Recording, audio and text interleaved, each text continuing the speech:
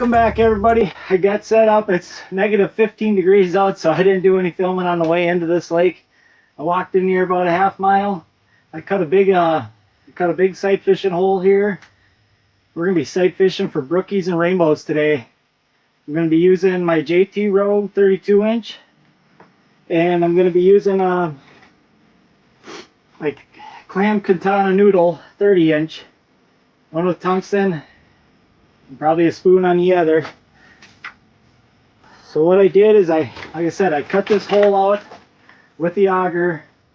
I used the ice scoop to get it all cleaned out. I used a big ice scoop for that. But nice thing about this, I cleared some of the snow around the house. The water is a little murky. I was out here the other day. We did really good on fishing, but I could not get a sight fishing video out of it just because of the murkiness, and we didn't clear the snow. So hopefully today we can actually show you that.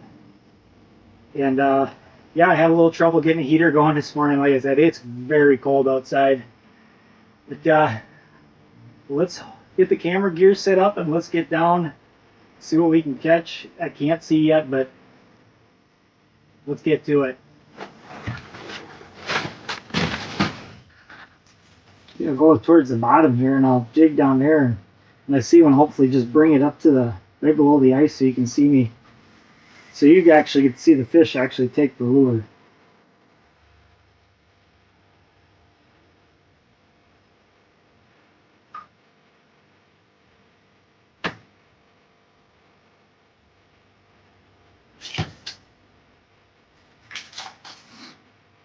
Oh, he came up, he came up.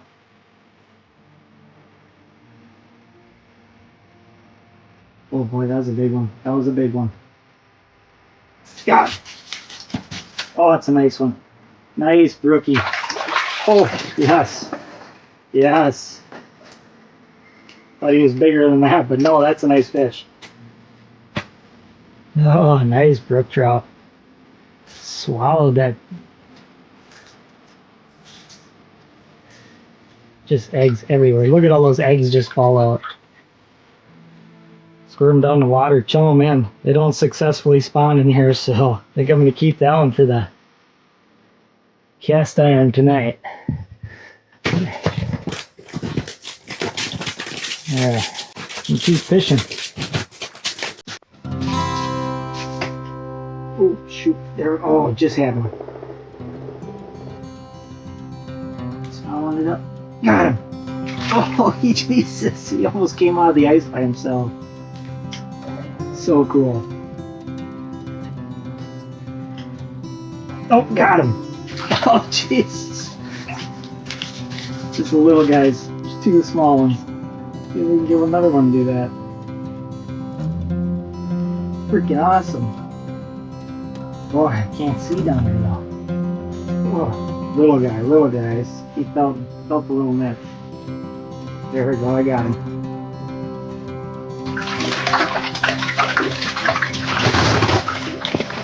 A little rainbow. Go back in there and get bigger, buddy. This water's really murky. Hopefully I go back through the footage. I got a couple of those sight fish, or you could actually see some of those fish when I was sight fishing, but mostly using my Vexlar right now. A lot of them are staying a little bit closer to the bottom. Yeah, bring it up. We're gonna go about halfway down. Well, just as I suspected that, you know, that sun comes up in the morning, this particular lake, the bite really slows down. It's really good from that first light when the sun starts coming up to the treetops. But after that, this bite on this lake really slows down. But I want to show you this lure I've been using out here. I've been using this for a couple of years now. And I'll use this and the spoon. The spoon is not working very good. Sometimes it's back and forth. But that spoon, if they're coming up to it and they're just kind of throwing away, I switch over this lure. This has been a really good trout lure for me. All it is a tungsten. This is a clam drop kick. I really like this one. And it's got the clam silky on it, which is a rubber ball. It's got fibers coming out both sides. I'll show you what this looks like in the water.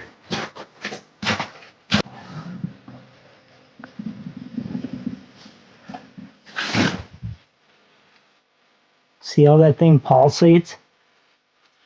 It looks really buggy in the water. A lot of these trout are feeding on small invertebrates in the water and bugs. That thing right there really does look pretty good. That motion right there, I think, is what really gets them. I've tried plastics. This thing now does plastics all the time. I just tip it with a wax worm for that little bit of scent, but that thing right there is dynamite for these things. Get back down there and see if I can catch. I got four on the ice. You know, you can keep 5 out here. I've already threw back a few. I just wanted to have 4 on the ice so I could keep fishing. If I don't take 5 home today, that's totally fine with me. I mean, these 4 right here will feed me, my wife, and the kids. But one thing I want to talk to you about is what to look for on these trout lakes. These are a lot of fun to take kids out fishing on. You come out here, you don't have to sight fish. And if you are going to sight fish and you got little ones, you might not want to have as big a hole as this. You might want to like take 3 auger holes, like a little triangle and stuff. Kids can still see down that, but you don't have to worry about them slipping and falling in. Like this right here, it would be nothing for a kid to just slip and fall in underneath the ice. If you're going to have a big hole like this and you got kids, tie a rope to them. Put that rope on them, have that rope to yourself. That way if they fall in, I mean, it's simple. You grab them, you get them out as soon as possible. And when you're done with these sight fishing holes, up on shore, grab some branches, mark these things out. That way somebody else that comes walking out here doesn't slip and fall in them. I know it sounds dumb or whatever, but if you get some snow or whatever, and this thing freezes over, you get just a crust and you get some snow, what'll happen is somebody will walk right over this stuff and fall right in and not even know this was there. But to what to look for in these lakes like this is I look for logs going in the water, little points where rocks, anything like that. I usually fish anywhere from 4 to 8 feet of water. It seems like those bigger ones like to sit right up on the edge of these breaks. And it's like these shorelines are like a racetrack for them. They just follow along. They just keep on going around in circles because a lot of these lakes aren't very big. If they're a bigger one, obviously they're not going around the whole lake. But some of these lakes that are like 10, 20 acres or so, they'll zoom the shorelines looking for food. It's usually early in the morning they're doing that, or even the evenings. But if you get out in that deeper water, which I've tried it, you're going to find fish out there too. There's going to be a lot of the smaller ones that are sitting out there usually. If you look at the stocking records for a lot of these lakes, you know, they'll show you what's in them, what they've been stocking anyways. I always look for the ones that they've been stocking adults within a year or two. You know, sometimes they put in brood stocks, which, you know, can be really big. I mean, we're looking at like 5 pound, 6, 7 pound fish sometimes. Those are always a fun ones to target. Most of these lakes you're going to find they stock a ton of fingerlings in. These fingerlings take a couple years to get bigger. Then another thing is, if you're looking at these lakes on a map, you know, you can kind of figure out all that information. Sometimes just drive around and see how bad the fishing pressure is on them. If it's got light fishing pressure, to tell you the truth, those are my favorites. Because a lot of those fish haven't been caught. Oh, just had one come in too. Of course, I'm talking. But you find the ones that haven't been pressured very hard, and those are ones I really like to target. Oh, yep. Ah, darn it. So the nice thing about these lakes is they're a put and take fishery. These fish don't reproduce in here, these rainbows and brookies and browns and stuff. I mean, they're not like the river fish where you know, it's important to release these things. These are for put and take. These are put and take fisheries where they put them in here for us to come out and enjoy fishing on them.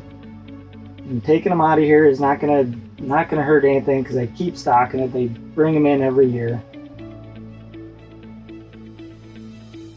Yep, there's one on the bottom. I'm gonna try getting him quick. Come on, buddy. I say they've really slowed down. That sun's up right now. Kind of typical out here. Oh, he's right there. Right there, right there. Come on. So these lakes like this, to fish them, all you need is you need a Minnesota fishing license and need a trout stamp. But I encourage anybody to get out and try this. This is a lot of fun. And this is great for families to do this together. The kids have a blast doing this. And you don't need a ton of equipment to do it. You don't need everything. I mean, you can get a simple flasher, bring out a couple rods. Light action rods work really good for this. I'm using 3-pound test today. So pretty much any of your panfish gear works. Just a simple hub house like I got here. If it's warm enough, you don't even need a hub house, but if you want to sight fish, it's definitely a necessary thing to have. And if you plan on fishing on the ice without a fish house or anything, what I suggest to do is drill holes. Drill them up and down the break line along the shoreline, especially where you see structure coming into the lake, like logs, like dead trees coming in there. They love hanging around those. Beaver lodges, right outside of them, there's all those sticks they have laying in the bottom of the lake. Trout love coming in and feeding on right around those because there's a lot of bugs in the water there. Minnows hide out there. Just perfect structure. Like I say, just drill out your holes from, like, say 3-4 feet of water out to 10 feet of water and just kind of work up and down that break line. Keep moving holes and see. I mean, if you keep jumping from hole to hole, you're going to have a lot of action that way. Sight fishing, you kind of want to make sure you get set up in a good spot. Because it takes a lot of work to get one of these big holes opened up and get them clean and set up. Ooh, that one came flying in. As soon as it hit the bottom, he just came out of nowhere. Oh, Jesus. Got him. Ooh, brook trout. Haha. There we go. Jeez, come on, buddy. This is gonna be my last one for the day. Oh, come on, come on. Now watch those treble hooks. There we go. That's a nice little. So I think I'm gonna put these on a smoker. A couple of them.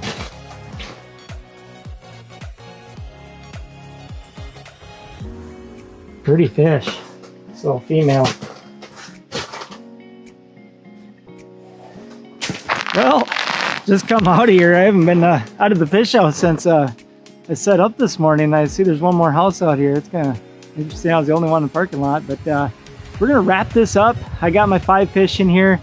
Released quite a few other ones, and I hope you enjoy this video. I wanted to get a little bit better of the sight fishing down the hole. It's just too murky. So hopefully some of that got on video. I don't know yet. I'll figure out when I go to edit, or me and my wife go to edit this stuff. But like I say, hope you enjoyed it.